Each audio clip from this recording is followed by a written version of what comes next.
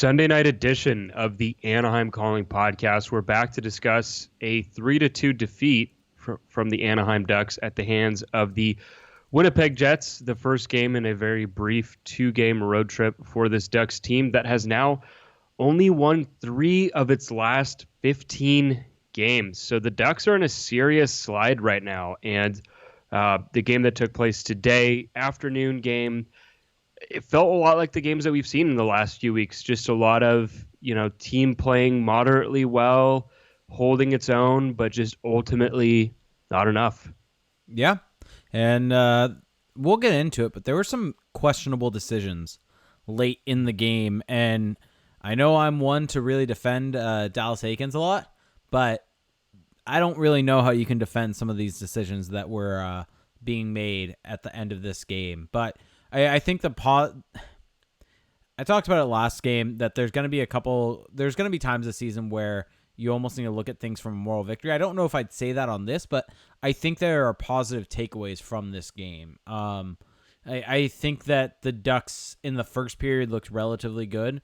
I think that they kind of really struggled after that, but I think they did a good job to bring themselves back into the game late, even though it was kind of against the run of play, but they got some momentum from that. And I don't know if you agree or disagree with that necessarily. Well, before we get into the game, I know that you had an apology that you wanted to issue. Yes. Why don't we get this out of the way? Yes, let's get it out of the way. So Brian in Rochester on Twitter rightfully pointed out that Julius Honka was not traded to New Jersey. I swear I saw it on Twitter, so that means it was definitely probably an unverified account, and I briefly saw it. Didn't retweet it, so that's why I didn't really investigate it that much, and just took it at face value, which is a big mistake. Don't trust Twitter unless there's a check mark. Yeah. That's what everyone should learn from this. And then on Lundestrom, we were talking about Lundestrom a bit last episode, not a whole lot, but whether the Ducks might call him up if they want to move Henrik to the wing. So Brian Rochester also rightfully points out that Lundestrom, if they were to call him up and he were to play in more games, it would potentially violate the slide rule. So currently, I'm trying to take a quick look. He's only played in 2 or 3 games, something along those lines. Yeah. Well, it wouldn't violate the slide rule. It would just negate it. Sorry. It would nullify the slide rule. Yes, there we go. Which, for those of you that don't know, essentially what the slide rule is that if a player plays 10 games, I believe it's 10 games, or just trying to double check this. If they don't play in a minimum of 10 NHL games, then essentially the contract slides. So if Lundestrom plays in under 10 games at the NHL level, his entry level deal will not kick in until next season. And so As of right now, Isaac Lundestrom has played in 3 games for the Ducks. So if he were to be called up, it would probably only be for the short term. Yeah, exactly. And it feels pretty unlikely that we'll see a whole lot of him this year for the fact that, A, they want the contract to slide another year so they can save money there. And also just because, he's still very young. There doesn't seem to be a whole lot of reason to do so. And he's not really the type of player that you want to burn a year off the entry level for when you can have it slide. And this isn't a season you want to burn an entry level year off for. Yeah, it wouldn't be a great call. Now, the biggest news, though, before we get into the actual game here. So before the game, it was announced that Nick Ritchie, who we saw get hurt in the previous game, suffered a sprained left MCL and will be out 6 to 10 weeks. So it's a similar injury, actually, to the one that Josh Manson suffered. It's not like he tore his MCL or anything like that. So there is... some silver lining, but it's still a tough loss for the Ducks. Well, it's sketchy, but also it's just a tough loss for the Ducks because he's a pretty key cog on that left wing. And now, you look at their left wingers today. It's let's call it a group that has a lot of variance to how it could go. You had Shore on the first line, and then going down the list, Raquel, Comtois, and Delorier. So without Nick Ritchie, that looks a little thinner to me. Yeah, it 100% does. And we talked about this a bit last episode, but we're 2 of the people that are higher on Nick Ritchie. There are some people in the Ducks fandom that aren't as high on him, but he's been a big part of this team, whether you like the way he's played or not. He's a major part of this team in terms of driving play, and losing him is gonna be a big hit on this roster, and it's gonna cause a lot of guys to have to step up. And the player who was instantly put into that role for this game was Max Comtois. Yeah, so I think that looking at it from a different perspective, Comtois, this is definitely a big opportunity for him to show that he can contribute. And, without getting too much ahead of it here, I actually thought Comtois had one of his better games this season today. And then just looking at the lineup overall, Josh Mahura would draw into this one. So Brendan Gooley scratched after what we had discussed on Friday as a pretty lackluster performance on his part. I mean, the turnover that he committed, in particular against Washington, was seemingly enough to either get him out or just to justify getting Josh Mahura in there. And also Mahura playing next to Hampus Lindholm, which, looking at the Ducks blue line before tonight's game, you had Mahura with Lindholm, Fowler, Goodbranson, and Dalzado Holzer. So that's kind of not necessarily a brand new look for the Ducks, but how do you feel about putting Josh Mahura next to Hampus Lindholm? I feel comfortable with the Ducks putting anyone next to Hampus Lindholm, to be honest. I think, now granted, that pairing in terms of 5-on-5 numbers were the worst pairing on the night, but granted, they weren't terrible. No, and they were getting some of the tougher matchups on the night for the Ducks. Lindholm, just in general, is always going to get matched up against the other team's top players. But this kind of more fits the roles that we were seeing, the pairings that we were seeing early on in the season, because we were seeing Fowler with Gooley, which granted now Goodbranson slid into that role, and we saw Holzer and Dalzado put together at various points in time, and then we saw Lindholm with Manson. And so this is very much kind of in that same vein, just with Goodbranson next to Fowler, and then Mahura, which granted, completely different player than Josh Manson is, but I think you trust Hampus Lindholm with any single person that you put next to him. Yeah, but I do think Josh Mahura does have the kind of puck-moving chops to actually hang in there with Lindholm and give a little bit more of a dynamic look to that pairing, because there were a couple times in this game where he, I thought, created some good chances for the Ducks. So yeah, I mean, that's kind of do it for the pregame notes. But jumping into the recap here, the first goal of the game would come on a one-timer from Mark Scheifele, and this was just kind of a transition play. And we saw the Ducks get burned quite a bit in transition throughout this game, where people may not necessarily think of the Winnipeg Jets as a fast team. They don't, outside of maybe Nikolaj Ehlers, who might be one of the fastest players in the NHL. Him and Kyle Connor basically are the only two they have fast skaters, but they play a fast game. Yeah. They play really quick up the ice. They're not like a Boston Bruins type team that's going to try to wear you down on the cycle. They're going to try to bust through that neutral zone.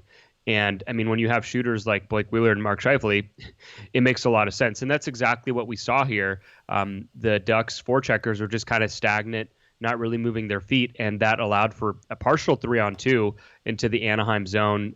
Devin Shore losing his footing and not really recovering in time, and that would be enough for Kyle Connor to just slide it over to Mark Scheifele, who just buries home that one-timer. Really no chance for John Gibson there. I don't think you can blame him on that play, and that would make it 1-0 Jets. I mean, overall, I think that the Ducks did a decent job defensively. They did have, as they are wont to do, some low-light moments, but that's going to happen in every game.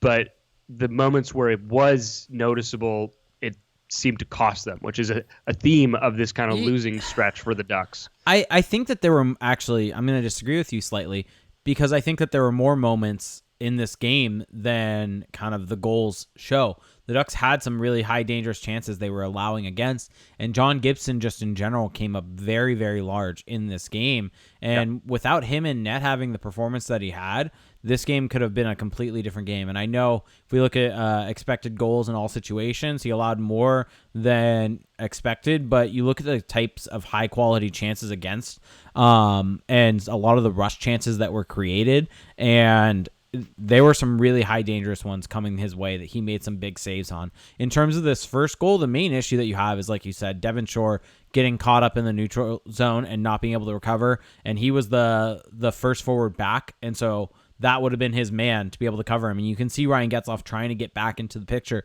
to be able to back check on that play, but that happens because Devon Shore kind of gets out of the play, and that's what's going to happen. I mean, the defense played it well. You had Mahura, I believe, follow one of the guys, and you had Lindholm them almost defending a 2-on-1, trying to get a stick in the lane. And it's just a really well-executed play by the Jets to find the open man on that 3-on-2 or the mini 3-on-2 break that they had. And Mark Scheifele made no mistakes and put it away. Yeah, and then right after that, the Ducks would respond to tie it back up. And this was just a really nice two-man game between Rickard Rakell and Jakob Silfverberg. Yes. Rakell just kind of winning a battle down low, and then taking it behind the net and doing that kind of just beautiful behind the back, no look, backhanded feed over to Jakob Silfverberg, who gets totally forgotten in the front of the Winnipeg net, and he's able to just send it far side. Really nobody even close to him, and that would tie it up right away. So I thought that was a really important moment for the Ducks because, as you mentioned, yeah, the Ducks definitely had some moments, even some extended periods in this game where it felt like the wheels were falling off defensively, and they managed to make the most of their chances because, again, like it felt like there were moments where this could have gotten out of hand. And so getting that timely scoring was really big and just kind of keeping this one competitive, keeping the team pushing forward as opposed to kind of playing from behind right away. Yeah, and that pass. Yeah. I don't know how you can make a better pass than that one. Behind the back, backhand, straight to Silfverberg's stick. I actually think Silfverberg kind of messed up the shot slightly because it kind of floated off his stick instead of coming off it hard. And I don't think that's what he meant to do. But, they're not always going to be... isn't the saying they're not always going to be Picassos? But isn't Picasso paintings, aren't they usually just all over the place? So maybe it is a Picasso. It's abstract. Yeah, it's exactly. Abstract. So maybe it was a Picasso. It's in the eye of the beholder. There we go. Our good buddy Tony, who's the number one Silfverberg fan. People in our Discord chat might actually think he's Jakob Silfverberg in reality and just chatting on Discord from the bench. Like a family member? Yeah, no, he is Jakob Silfverberg, chatting on Discord from the bench right after he scored. Chiming in saying everyone's a critic. But also, as this period went on, one thing I wanted to mention, because betting 55555 mentioned, anyone know what the Getzlaf fight was about? So Getzlaf fought Nikolaj Ehlers in this period, which was kind of a weird fight, and it was one of those where I didn't exactly see what happened right away until they kind of focused on it after the fact. But it's one of those where you see the two going at it, and it definitely was a size difference between the two. It seems like they kind of got tangled up. Nikolaj Ehlers gave a cross-check to Getzlaf high, and then Getzlaf turns around, and it seems like Ehlers was completely game to go and ended up fighting each other. Ended up being more so Getzlaf just overpowering him. But I don't think there was any bad blood or anything like that. It was just kind of the situation that happened, and they ended up going at it. I don't know. Yeah. One thing that was very bizarre in this period, and this is something that I noticed, and this has actually happened a little bit after the goal, is that the Ducks got a power play in that first period, and after the penalty was called, they went to a TV timeout, and which is almost, in a game, it's like free timeouts basically that the teams get, and out of that TV timeout, the Ducks had a power play unit out there with Hampus Lindholm on the ice, so no Josh Mahura and no Cam Fowler. And I found that very bizarre. I don't think Mahura played at all on the power play tonight. Yeah, I found that extremely bizarre. Yeah, that is. And what was even more frustrating about that was that after, Lindholm gets out there, he gets they kind of work it around a little bit, kind of doing what they've been doing lately, just working around the perimeter, not a whole lot of cross-ice action. It's so frustrating. And then a rebound comes out to the front, and Lindholm dives in and just whiffs on the play, and it turned into a partial breakaway it turned into a full-on breakaway for the Winnipeg Jets. Yeah. And then in what should have been a penalty shot call, the Ducks just get a hooking call. I think it was Silfverberg on that play, who got the penalty.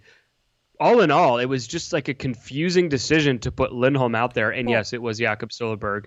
And I'm not saying that it was his fault that breakaway no. happened, or that the decision is what led to the breakaway. That it just kind of highlighted what was in my mind, a very strange decision. Can we focus on one thing with the power play? Not trying to jump too far ahead, but this power play, there wasn't enough time to really kind of look at it. But there was a power play later on in the game, and it's just an ongoing thing that I'm noticing that's become very frustrating to watch, which is that the power play is just so stagnant. Well, what they do is they look almost more afraid to turn it over than make a play. It seems because if you notice, they're just working it around the horn. They're just going around the perimeter. It's not only that, but it's also the fact that they have their 1-3-1, which I like that formation in theory, but the thing about a power play that you have to have is movement away from the puck to cause confusion. You can't just be set in your position and then just move it from point A to point B to point C back to point B and have that always be the same. And that's kind of what it seems like. There's no movement away from the puck. Everyone's kind of set with where they're standing, and the puck just needs to get moved to them, and it's predictable. And it's infuriating at this point to watch because it's so obvious of guys need to move. Guys need to be able to work around, get into different spots. The guy in front of the net should drop behind the goal line at various points of time, and the guy in the bumper spots really pushes forward a little bit. And just little things like that with movement away from the puck to cause confusion, find soft spots on the ice. If you're predictable, then it's easy to defend.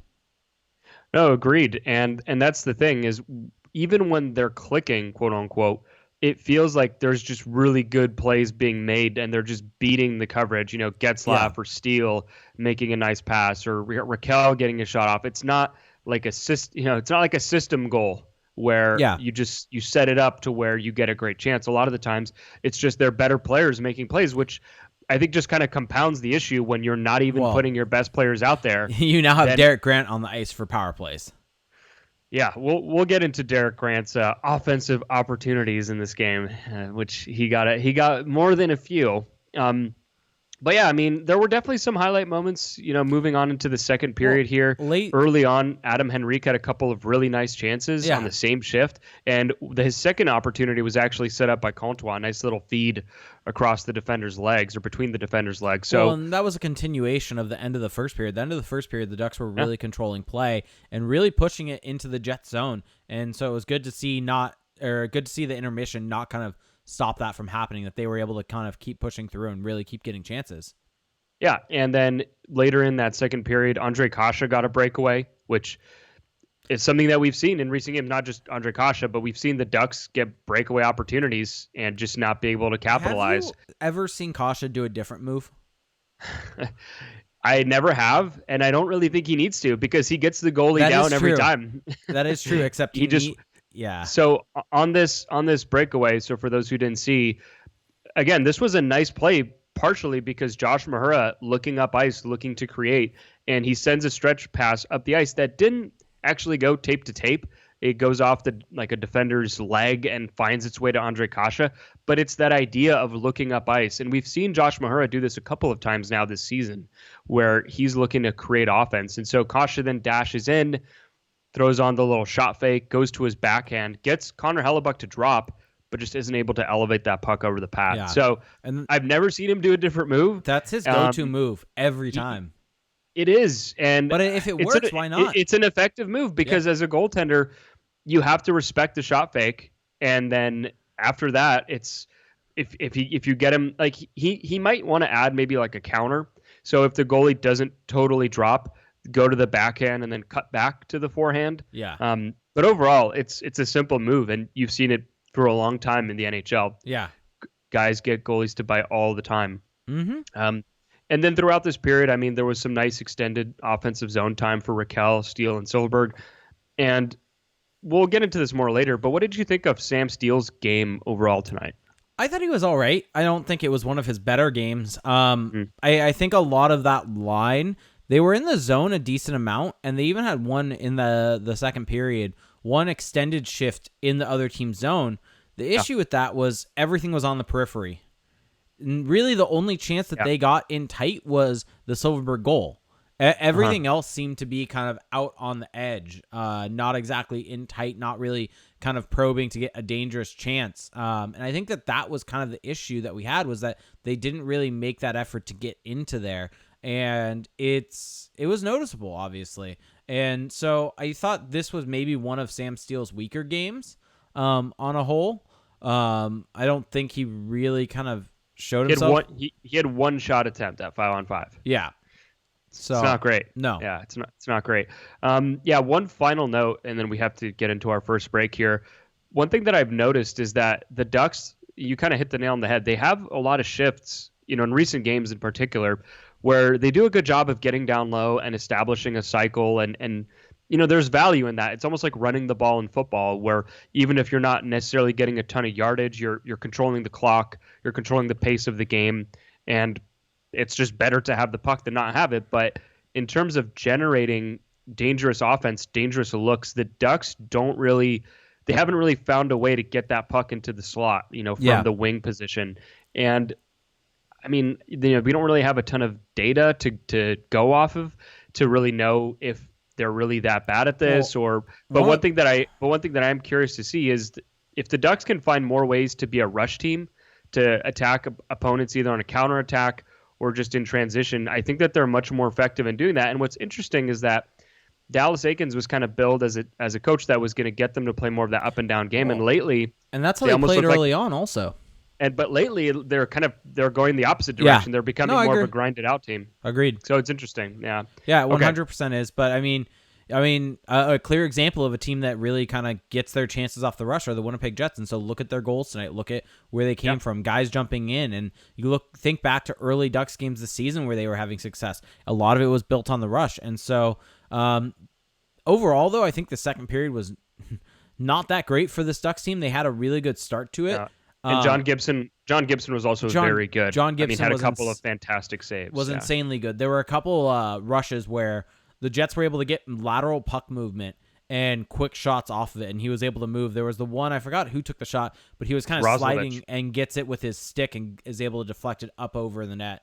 It was kind of a weird-looking save, but it's not an easy one to make, and he was the star of the show in that second period because they were just continually coming at the Ducks, and the Ducks got really scrambly in that second period in their own zone, and it showed. And it shows when you look at a game flow chart. It shows from your eye test.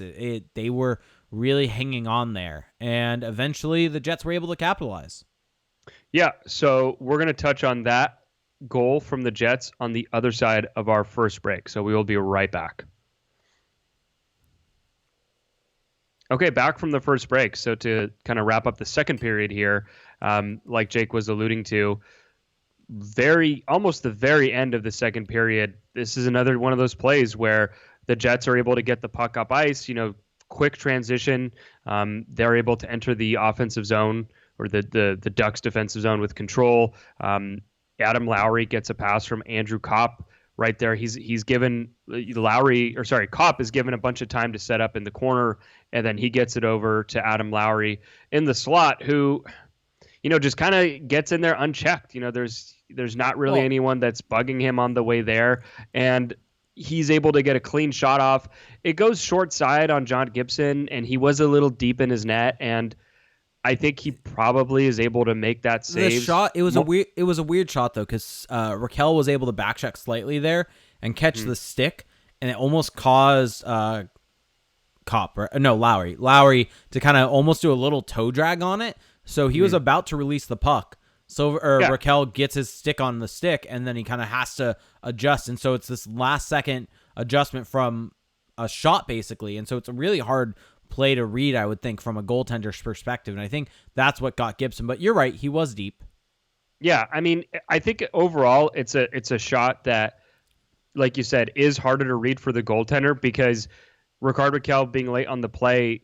I mean, Adam Lowry makes a very nice adjustment because he curls it into kind of that loaded shooting position. Yeah, and then if you just look at his body language, it almost looks like he's going to shoot far side. And then he just kind of holds on to it. And I think Gibson realized at the last second, oh, man, he's going short side or high glove, and then isn't really able to adjust. Even if you watch the shot being released, Gibson's right shoulder kind of instinctively flares to the right. but then it's too late and the puck goes in. So, Yeah. I mean, it's a nice shot. We kind of underrate that kind of pre-shot movement, with the blade work can really throw a goalie off. But Yeah, still, I it's mean, sending out misinformation. if you're John Gibson, Yeah. you're the type of goaltender who Yeah. you'd expect to stop Well, that. But I think it's the interference of Raquel's stick that really makes that hard. And honestly, Yeah. Raquel's been probably the Ducks' best forward this season, both offensively and I think actually defensively. I think he's been great in their own zone. This was a really poor play by him. He gets caught at the offensive blue line, and it's almost like he's out of gas, and he kind of runs into one of the Jets defensemen, and then it kind of takes him a minute to get back into the play and start skating back into the play. And that's really what causes Lowry to have the time to be able to take that shot. And even though he does get a stick on it, if he's able to get back quicker on the back check, then he's on his stick earlier. Is it harder stick check, not kind of on the end of his stick getting there. So one of the few times where you can kind of criticize Raquel defensively this season. Yeah, no, and really though, in that period, like you said, John Gibson came up really huge overall, and up to that point, Fowler and Goodbranson, they had quite a few shifts where they were just stuck in their zone, not able to get out, and they finished the night with decent numbers. Up after 40 minutes, they were down in the 30% range from expected goals, and visually you could see it. I mean, They were just getting hemmed in. Yeah. And, I mean, it's going to happen. There's not like an infallible pairing out there, but it's just concerning when you see that because that neither guy is necessarily stout defensively on his own. Now, they've definitely been better than what I think anyone would have expected, really. But what did you think of their game overall tonight? Yeah, I think... Or today. Dang it. Yeah. We've probably said it a bunch now and haven't even paid attention. It's okay. Sorry to everyone. But I thought Fowler had a decent offensive game.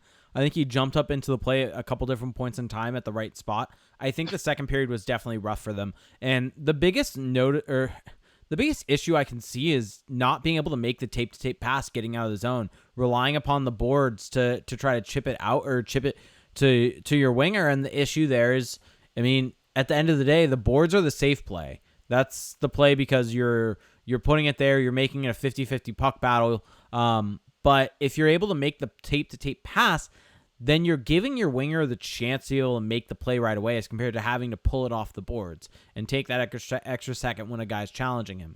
And I think the issue that this pairing gets into, specifically from Goodbranson, because I think Fowler, the thing that he does well is when the puck gets on his stick, he starts skating and tries to exit the zone. Whereas I think what kind of troubles Goodbranson at times is an over-reliance on the boards.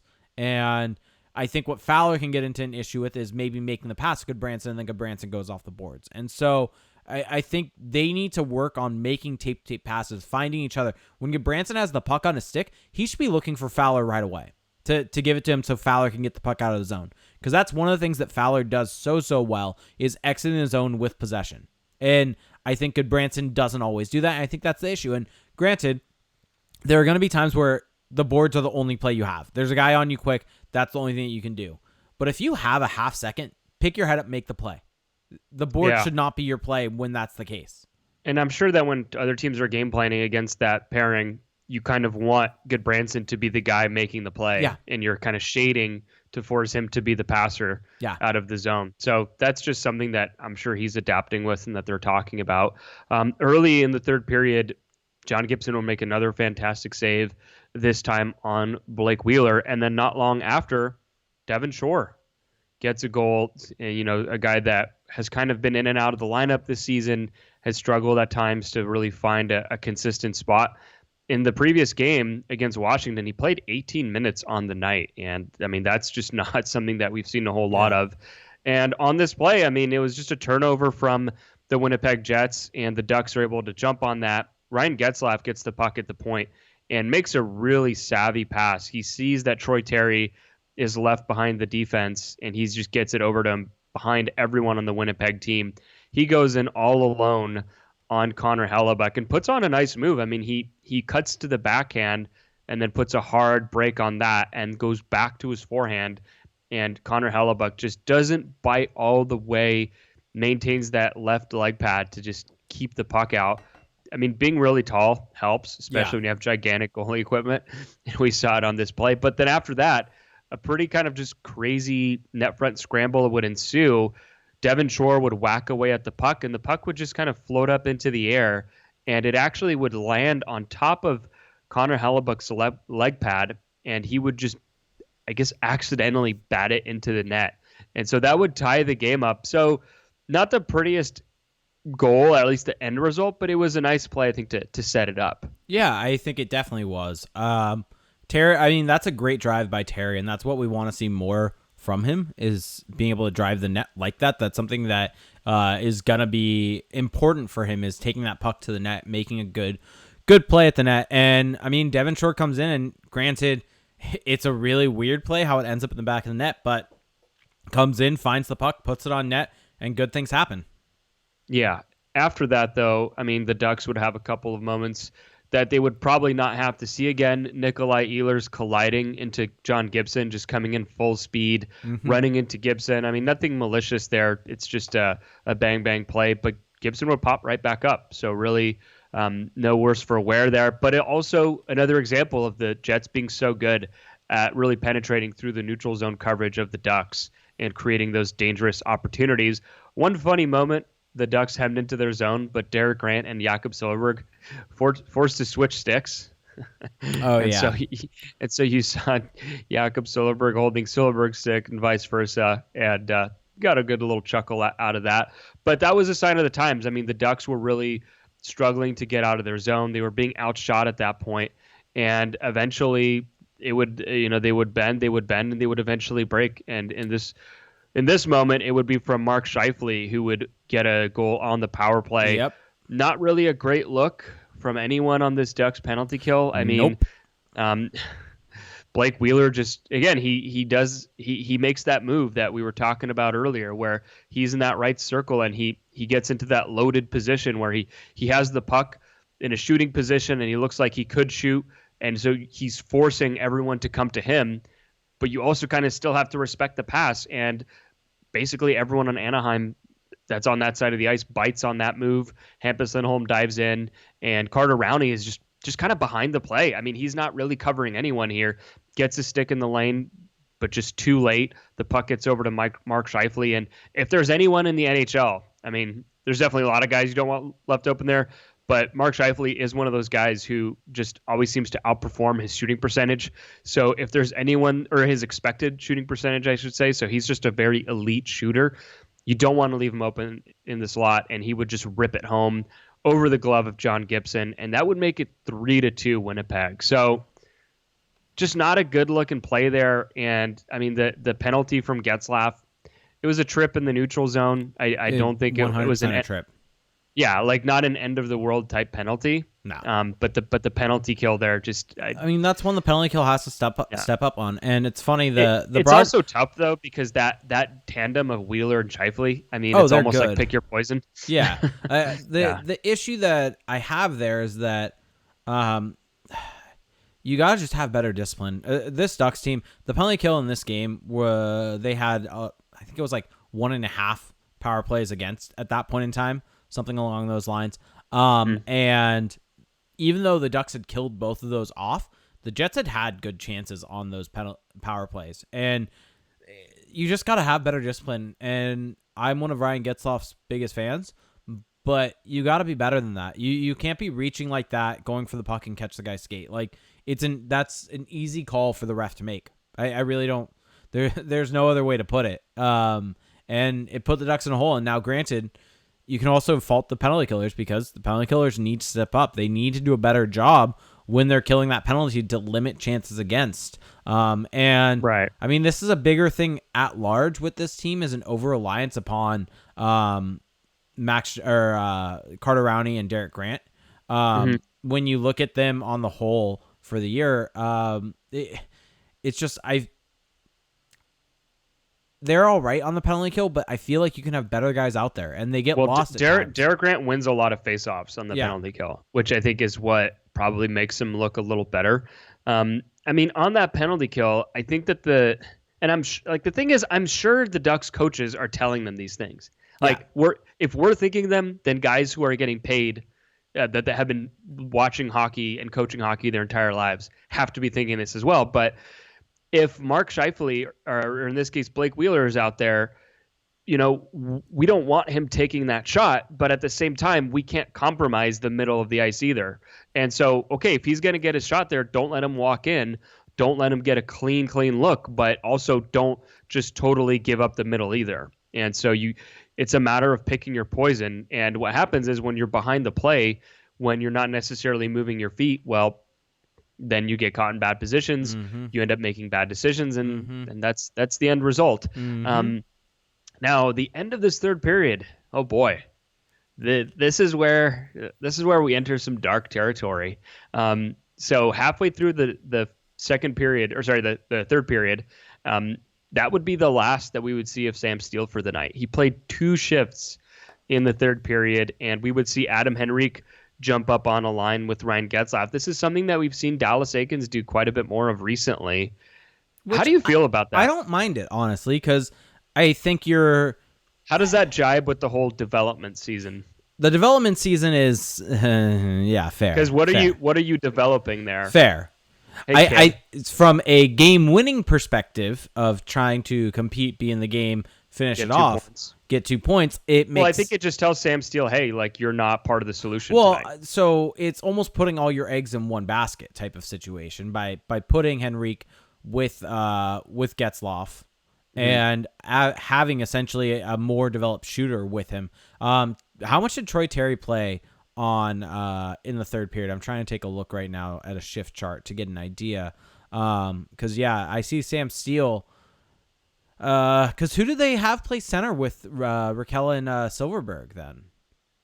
That is a great question. Because it wouldn't have been Henrique, because Henrique was on the wing with Getzlaf.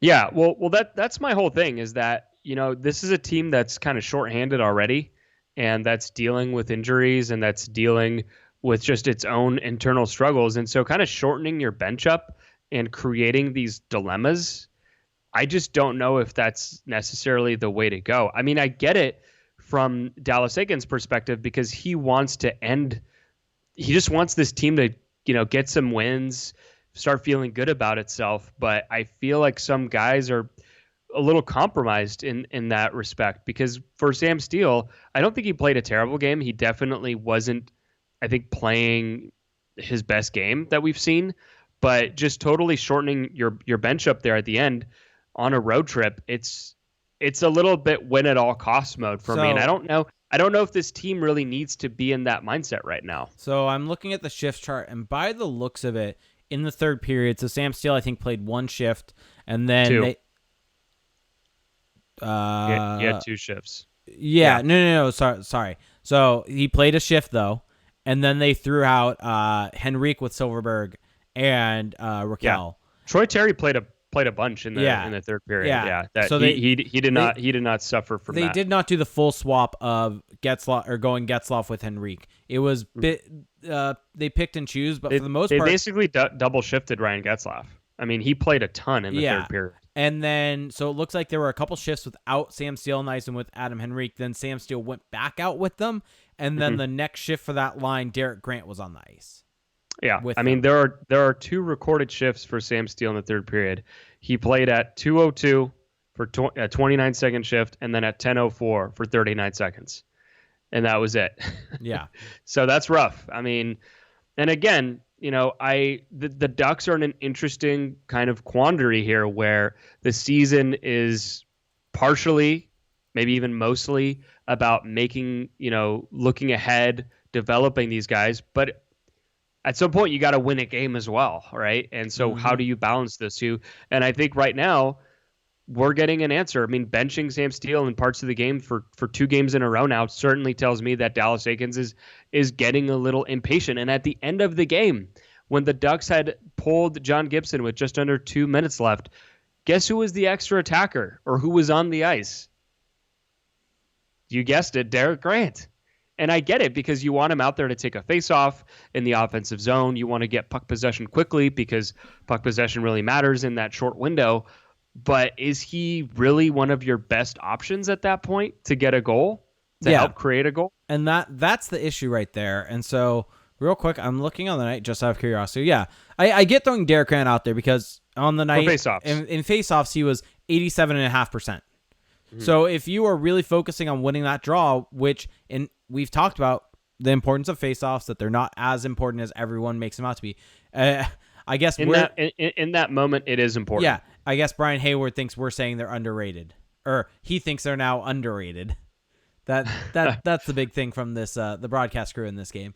Regardless, if you want him out there to take the faceoff, that's fine. He should take the faceoff, then sprint to the bench.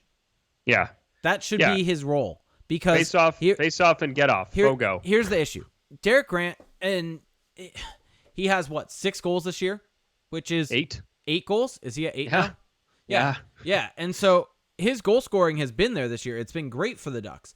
The issue is that's not exactly a sustainable total for him. And a couple of them have been shorthanded as well. And there's 2 empty netters in there. Yeah, a couple empty netters, some shorthanded. Yeah.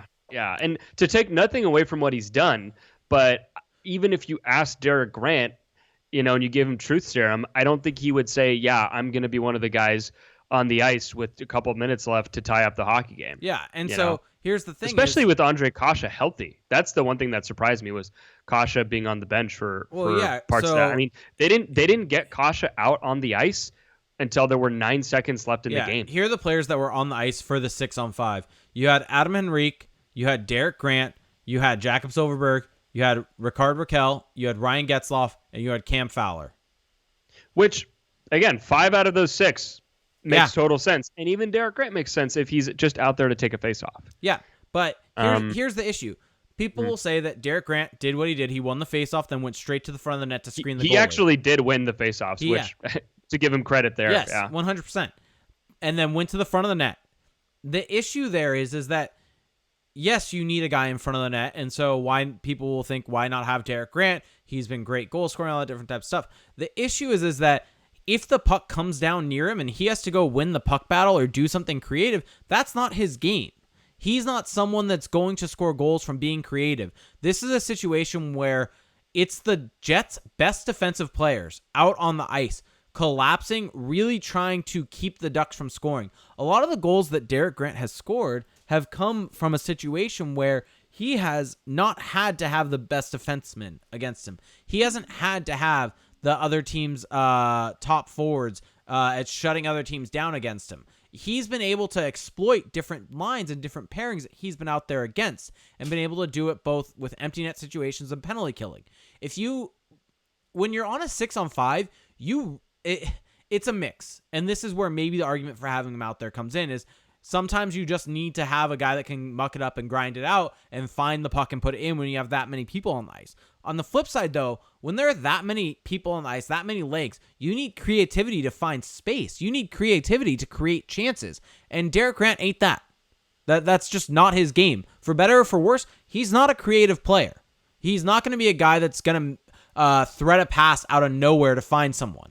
And there are plenty of guys on this roster that you could have put out there in that situation, whether it be a Troy Terry, whether it be a Sam Steele, whether it be an Ondrej Kase, whether it be a Max Comtois. Any of those guys that I said would be better out there than Derek Grant once you take him off. Hell, I would take Devin Shore, to be honest, out there over Derek Grant in that situation. After the faceoff, actually. I should make that point. If he's out there to take the faceoff, that's fine. Have him sprint to the bench. Yeah, I mean, even Randy Carlyle, looking back, would do this in late game situations where he would put Antoine Vermette out there and then have him immediately get off, which to me is optimizing what Antoine Vermette is good at: win the faceoff, and then if you need a goal, get him off the ice. Okay, we're going to go into our second and final break here. On the other side, we're going to get into some closing thoughts about this game and look ahead a little bit. So we'll be right back. Back from our second break here. So we've talked a little bit about the end of that game. Obviously, the Ducks don't tie it up. They drop this one 3-2. Let me ask you this. Hit me with it. Where does this game, specifically the ending, where does Derek Grant being out there in a must-score, almost like a must-win situation, where does that rank in Dallas Eakins' questionable late game tactics this season? It's up there. It's up there. I mean, I feel like we're starting to get a bit of a sample there. I mean, Corbinian Holzer and Derek Grant, the go-to guys in late games. Yeah, defending leads or trying to get a goal. Those are not exactly either one that you want in those situations. Mm-hmm. Yeah. So, I mean, it's just something to point out. There's definitely other things to talk about. Zooming out, I do think that there is definitely some positive to take away from this game. I mean, the Ducks did not get outclassed in this game. Yeah, they had spotty moments for sure. I think we can agree on that. Yeah, this was a much better performance than the one a week ago on Black Friday when they got shut out and they really didn't get a whole lot of chances doing it. Yeah, exactly. And I did think that the Ducks' young players tonight, maybe with the exception of Sam Steele, looked good. I mean, Max Comtois looked great. This was one of his most involved games that we've seen this season because he got in on the forecheck, did take an offensive zone penalty, which I'm sure did him no favors with the coaching staff. But to me, that was a bit of a symptom of his involvement. He was getting in on the forecheck. He was more physical along the boards. He was making plays. He was just more noticeable. And I think he even had a scoring chance. He had two. He had two shot attempts. One of them was a scoring chance, and that scoring chance was also a high danger chance. So it was the wrist shot in the first period from the right circle. Yeah, so he was good tonight. And then Troy Terry, I mean, maybe not his best game as a Duck, but he definitely had his moments. He created a goal. He could have scored that. He could have scored on his own, and then it resulted in a goal eventually. And he definitely had his moments. Terry now has, I think, a 2-game point streak, doesn't he? Yes, he does. Is it 3 games? Is what I'm trying to think. Did he? Well, you can look that up. Now, another youngster that I didn't want to mention, Josh Mahura. I mean, yeah, the pairing of Lindholm and Mahura. If you just look at their numbers, it wasn't a fantastic performance, but they were just barely below break even. And just on an eye test level, I thought that Josh Mahura, he just created offense out there, which is something that this team really doesn't have at least right now. Josh Manson isn't a guy you think of in terms of creating offense, but he is a puck mover. The game just flows a little better when he's out there, and Mahura is more in that vein. I think that what I'm seeing from Brendan Gooley as of late is that he's a guy who's going to create offense by moving his feet, by rushing the puck up ice. He can be a savvy passer, but the problem with those guys that are really good rush defensemen is that it's almost kind of hard to play with them because for a defenseman to take the puck up ice, that means you have 4 other guys who are kind of standing around watching him, trying to stay on side. And this is kind of part of the limitation of that style. And with Josh Mahura, he's not at all like that. He's capable of rushing up the ice, but he's also just got a very good stretch pass. He's got a good, just kind of clean breakout pass. And so, obviously his defensive game is still in need of polish. He's still quite young and quite inexperienced, but I do think that he makes a difference in a positive way when he's out there. Yeah, I think he's been, the biggest pleasant surprise for me this season so far because I didn't expect Mahura to really play at all this year, and he really had me concerned with some of his play in his own zone last season and at the prospect tournament, and so I was kind of concerned with that, and so he's really kind of washed that away and really has kind of made me excited for what he can become because I didn't expect him to turn into a top 4 NHL defenseman, but it seems like with everything we've seen, there's potential there to get there. He also seems a little stronger just on his skates. I mean, if you think back to last season, he wasn't quite as noticeable bringing it up the ice. So I think that that's also a part of it. And yeah, I think the Ducks definitely had some moments in this game where they were a little porous defensively, but overall on the night, I don't think that this was a bad defensive performance from the Ducks. I mean, they definitely got peppered in their own zone. They definitely let up some chances in very key moments from very, very key locations, but this wasn't like an onslaught type game where they were just getting totally hemmed in. By the way, John Broadbent's in our Twitch chat right now. He is the person who writes for the goals for both Anaheim Calling and his own blog, Defend the Nest. And he is making a very bold statement that I want to put out there. And let's hear it. So he has to be held accountable for this. Sorry, John. This is staying with you now. It's on air. He said Mahura is going to be better than Montour. I mean, possibly. It's tough to say because I think Brandon Montour is probably going to put up more points. But Josh Mahura, I mean, this version of Josh Mahura that we're seeing right now, Yeah. he's definitely a bit savvier with the puck. I mean, that was my big knock on Brandon Montour last year was that he had two modes. It was either swing it over to his defense partner or skate it down by himself, take a shot from the wing, and the play was dead. And with Mahura, he's a lot more dynamic, at least with what we're seeing right now. So yeah, I could believe that. I don't think it's that crazy of a take. Maybe it's a little bold because we haven't seen a whole lot of Mahura yet, but I would be inclined to believe that. Yep. All right. Anything else on this game? No, not really. I mean, we've kind of hit all the bases. I definitely think that this was a better performance from the younger players overall. I thought that it was just interesting. The highlight for me of this game, though, is just the fact that how Dallas Eakins totally shortened up his bench at the end to try to squeeze out the win. I find that interesting in a season that isn't totally about today, but I think that you just kind of have to keep morale up. So we'll just have to see if that trend continues moving forward. Yeah, I completely agree. All right, so let's get in some questions. We got two to jump into on this bit of a late night, and then we will close up shop for the night. And so, having said that, if you're watching the recorded version of this on YouTube, yes, we post it on YouTube. You can find us by searching AC Pod there. And if you want to like and subscribe to the channel, hit that notification bell. You'll be notified anytime a video goes live. If you want to comment there, I'll take a look and I'll read the comments as we're going throughout the days in the lead up to the next show. Or if you're watching the recorded version or listening to the recorded version of this on your favorite podcast services, whether that be Spotify, Apple Podcasts, the real fun thing that we do is our Twitch stream. And so if you're listening to those, want to join in live when we talk about the Twitch chat, check us out, twitch.tv/acpod. Keep an eye on my Twitter if you can find me at ReindeerGames91 on Twitter, and I will tweet out when we are live and when we're going live, when the stream's going live.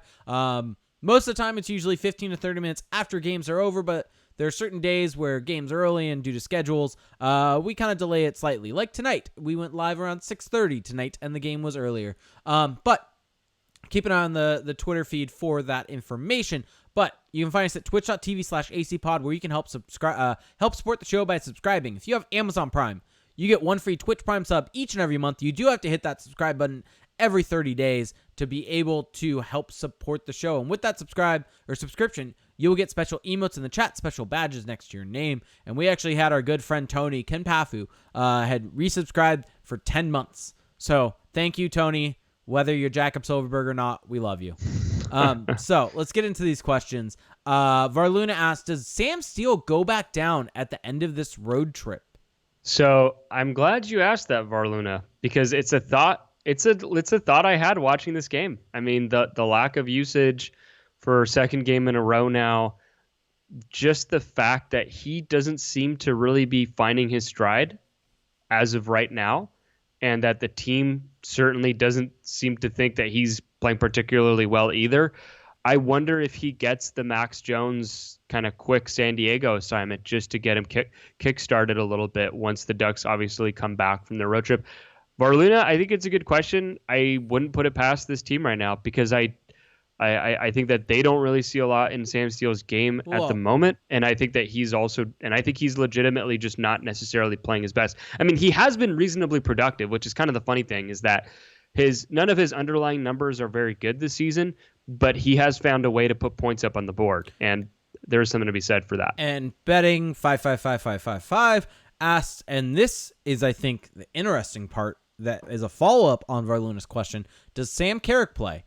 And so I don't know if we mentioned this, but Sam Carrick was the one called up due to Nick Ritchie's injury. And Sam Carrick does play wing, but he also is a center. And I think also as a center, primarily played as a center under Dallas Eakins. It's interesting that you call up a guy that can play center. Yeah. It's as far as Ducks narratives go, this is a bit of a juicy one. I mean, I personally could see it. Just because Sam Steele, again, struggling and not playing at the end of a game. It wouldn't shock me if in Minnesota on Tuesday, if Sam Carrick's in the lineup over Sam Steele. It probably wouldn't be the worst thing in the world either. Well, we've seen it with each and every one of the kids, even with them not being sent down. Troy Terry was scratched for a game. And he came back better for it. And sometimes that's needed for a young guy breaking into the league. Having the game in the press box, be able to watch, because the game looks different from the press box than it does on the ice. It slows it down, allows you to refocus, see things that you probably didn't see on the ice, and can probably help him a lot. I know there's film study and all of that, but it's different than watching it live. And sometimes that can be beneficial. Yeah, and also like Troy Terry mentioned in his interview with The Athletic, you're also just not caught up in the schedule. Even when you're studying for film, it's like you're studying for a test, and the test is coming up very soon. And so being able to step back and just not have to worry about that for a little bit and just digest the information, I mean, how could that not be beneficial? Yeah. Now, of course, is it a bit troubling that that's required for these guys? I mean, sure, but hey, this season is not about perfection. No, and I don't think that that's necessarily something particular to this Ducks team. I think that's an overall thing in the NHL with young guys trying to find their way, find their role, figure out their game. I think that's not abnormal for this to happen, for guys to need a game off. Keep in mind, this is only Sam Steele's second pro season. This is only Troy Terry's second pro season, Max Jones' second pro season, Comtois' first. The rigors of an NHL season, the travel that's required, everything about it are very different than you would find even in the AHL, in junior especially.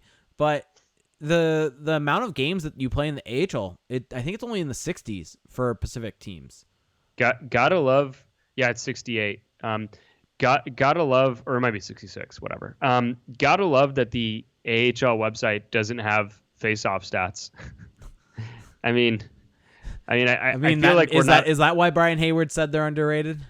I mean, I feel like I'm not asking for a whole lot. The expanded statistics on the AHL website give you overtime goals, unassisted goals, empty net. Why would you insurance goals? Unassisted goals. Yeah, insurance goals is weird. Yeah, first goals. It's like, okay, this is cool, but the most random, not useful information that there is. Yeah, it's such a bummer that the AHL is so primitive. Yeah, let's just put it that way, because that would be pretty instructive. But Sam Carrick is listed as a center. Everyone seems to say he's a center. John Broadbent saying he's a center. Yeah, so I'm just gonna predict it. I'm saying Sam Steele gets scratched next game. Yeah, not that bold. I was right about the Terry scratch earlier, and I'm gonna go with this one as well. Your reputation's on the line. Yeah, I'm putting it all on the line for this very marginal, unimportant point. Let's finish with this question. John asked, Jedi Mastafez said, is Sam Steele the kid most in need of a confidence shot right now? And also added that John, being our goals writer, hasn't watched a whole lot of Ducks, been watching more of the goals than the Ducks. I would argue yes, because I think that Troy Terry does seem to at least be finding his game a little bit. He's a bit more aggressive with the puck. He just seems to be a guy who doesn't necessarily lack confidence, and I'm not saying that about Steele either. What's concerning to me about Steele at this moment in time is that he was given a pretty awesome opportunity centering Rickard Rakell and Jakob Silfverberg, and I don't think anyone has really been blown away by how he's looked between those two. Every game that they've had since that change was made, and granted, we were two of the people that were really wanting to see that change happen. They've been kind of on the back foot. They've been having the game come to them more than being able to take it to the other team. And that's kind of sad, because that's been one of the Ducks' best lines this year. Jack Silver, Rickard Rakell, and whatever center you want to put there. Yeah, but now I think we're maybe discovering the limitations of that. That you still need some NHL level center play between those two, or maybe it's just been a bad stretch for Sam Steele. That's also possible. Yeah, and maybe those guys are experiencing a dip. I mean, there's definitely a lot of different ways that could go, but definitely would not hurt to give the kid a bit of a break and just see what a guy like Sam Carrick can bring. Because Sam Carrick, has been at it in the AHL for a while now, and he's a good AHL player. And it's always been a little surprising to me that he's just one of those guys who hasn't been able to kind of land a consistent job at the NHL level, but he's got some history with Dallas Eakins. And hey, maybe if he gets a couple good games in with the team during this injury stretch, because now, I mean, with Nick Ritchie being out for so long, who's going to be the 13th forward? Yeah, because you've got 6 to 10 weeks to contend with that now. Yeah, my answer to that is probably rotating cast. Maybe Max Jones gets called back up. Devin Shore becomes that 13th forward. Yeah, but I mean, Sam Carrick has an opportunity here to become a mainstay in the lineup, and it wouldn't be the worst thing in the world. Even if it could mean that Sam Steele gets sent back down for a little while, I don't think that would be the worst thing in the world. Mm-hmm. Don't disagree. So, any other questions? Nope. I think that's going to do it for us on the night. Cool. All right. Well, hey, everyone. Thanks so much for listening. If you've been enjoying the show and you want more, definitely check out our Patreon page. That's patreon.com/acpod. For $1 a month, you get access to our patrons-only Discord chat, where during the game, we will go back and forth, complain about different things. It's a good time. It's a little more unfiltered, so definitely check that out. It's just $1 a month. For $5 a month, though, you get 2 bonus episodes, and these are definitely a little bit different of a vibe.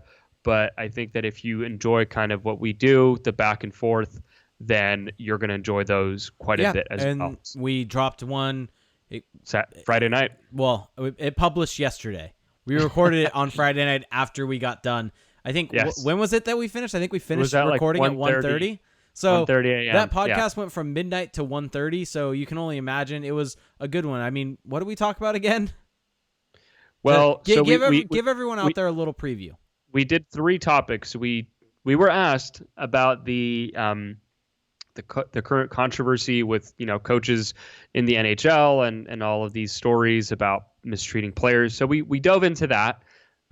So if you want to hear more about that, if that's something that's important to you, we definitely did about 30 minutes on that. We got into the Taylor Hall trade situation, which I think was fun because we got to go over just not where we think he's going to go, but also like where we would enjoy him to go. Yeah. So that was fun.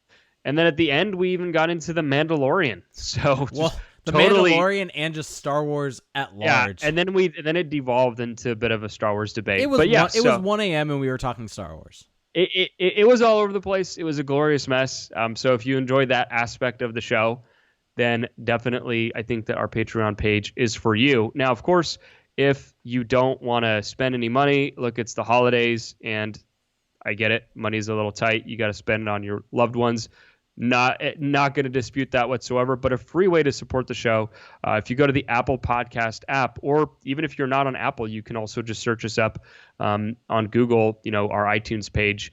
You can leave a review, a rating and a review on there, and that definitely helps the show, just both in terms of letting us know how we're doing, and it also lets us know just what we're doing well, what we're doing wrong. It just helps us parse that out. It also helps the show move up the ladder, helps us get noticed. It's very beneficial. It's a very long-lasting thing, and it only takes about 2 to 5 minutes of your time. So some people have left very creative reviews in the past, and we will read them on the show. We've got had haikus. A rap.